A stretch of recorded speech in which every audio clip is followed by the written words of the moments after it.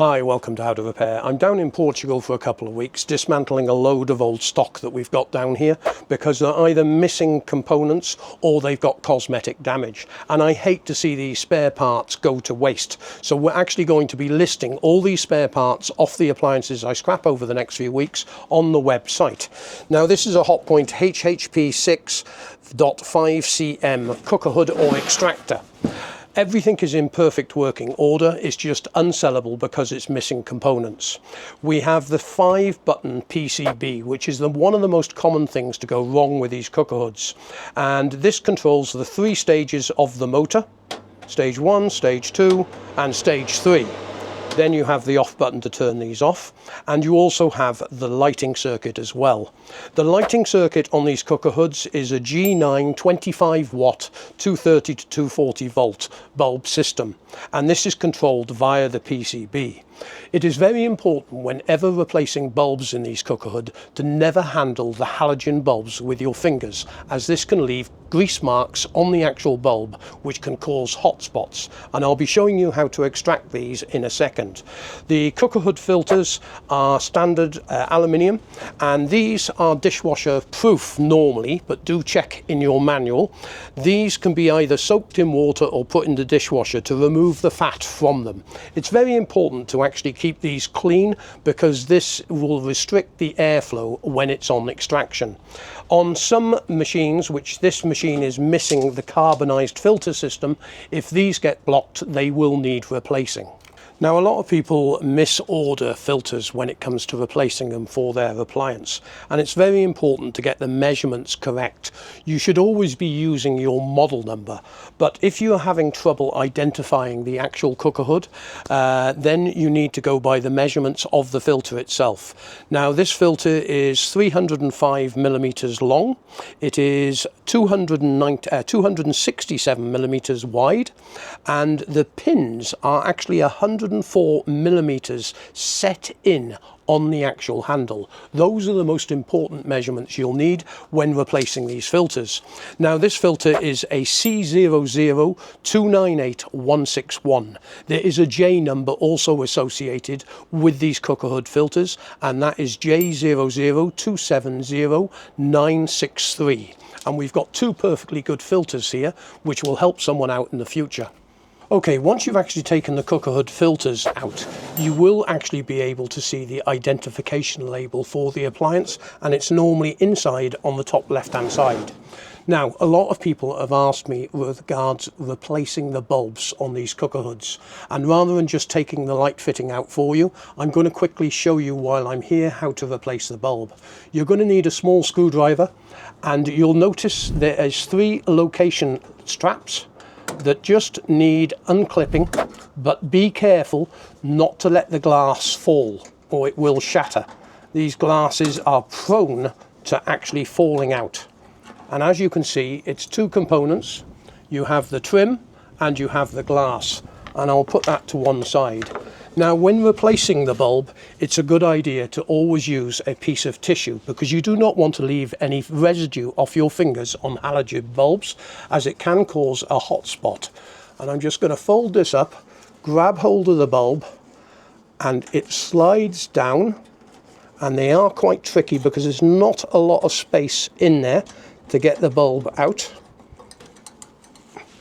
And that is a G9 25 watt bulb. We sell these on the website. They're not expensive, but do make sure you do not handle them with your fingers. You do not want to leave any residue on them.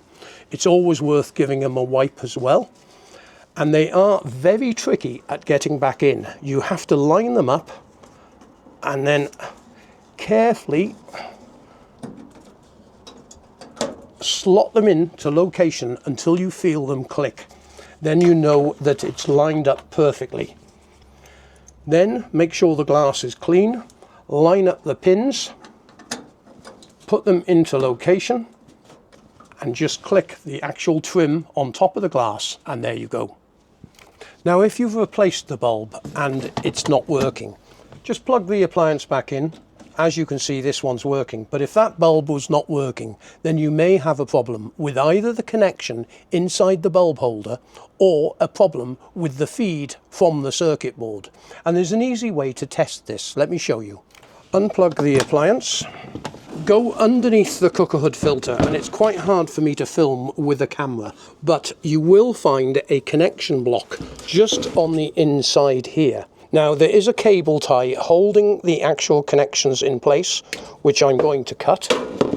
This will allow me to actually take off the cable tie, and now I can reach in, and I'm sorry I can't get this on camera, but you can see the connection holder here, and there is another connection holder which is the male version at the bottom.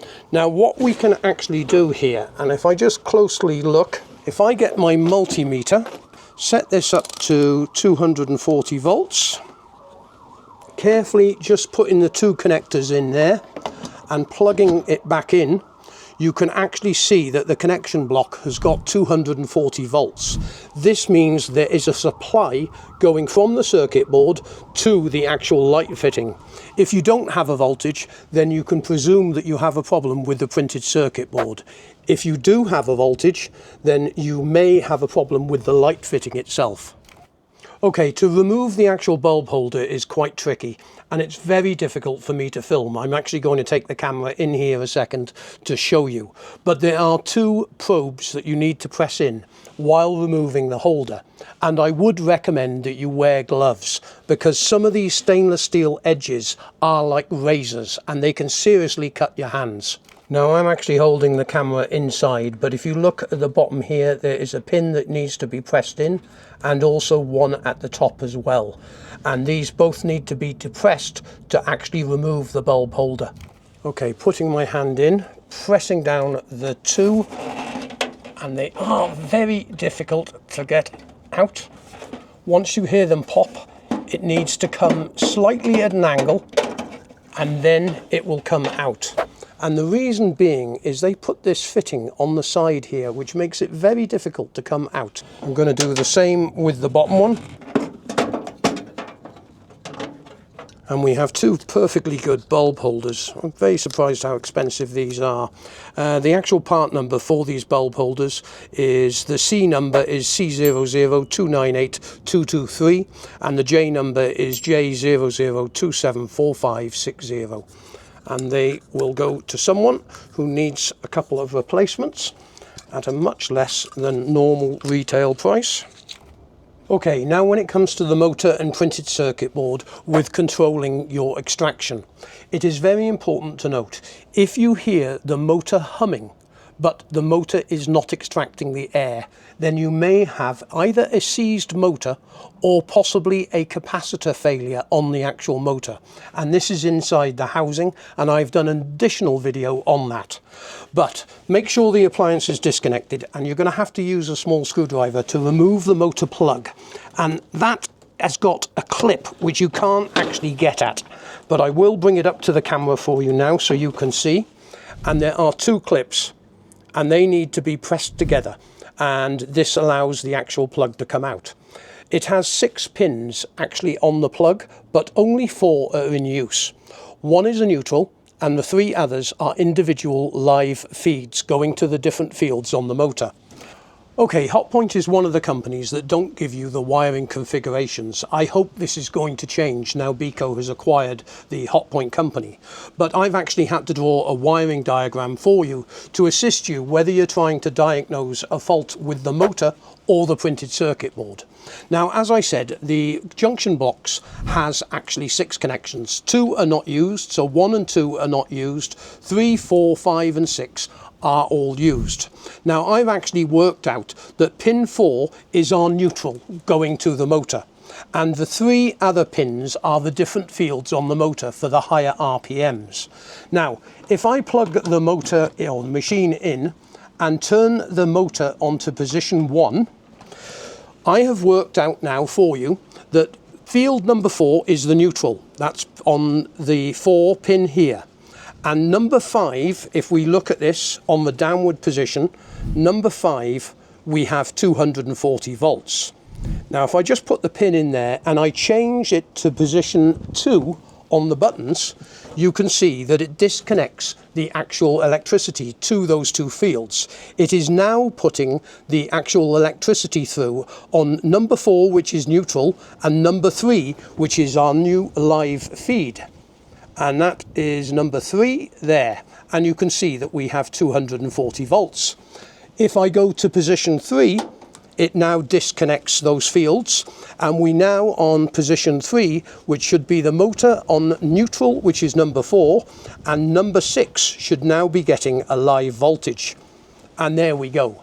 This way you're able to ascertain whether the power is coming out of the circuit board correctly, and you would be able to diagnose that the circuit board is good, but the motor is not, and therefore you would be able to replace the motor.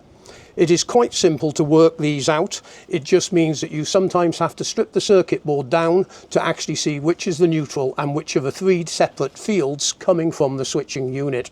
I hope that helps you. Okay, next we'll remove the printed circuit board and motor. Again, make sure the electricity is disconnected. There are 4 screws on the top here, and you might need to support the motor. I can just hold the motor from the top. Just supporting the motor when dropping it down, making sure not to damage it. The afternoon breeze here now has kicked in, so it's getting a bit cooler for me. And here we have the motor. This is part number J002745559, or the C number is C002982222.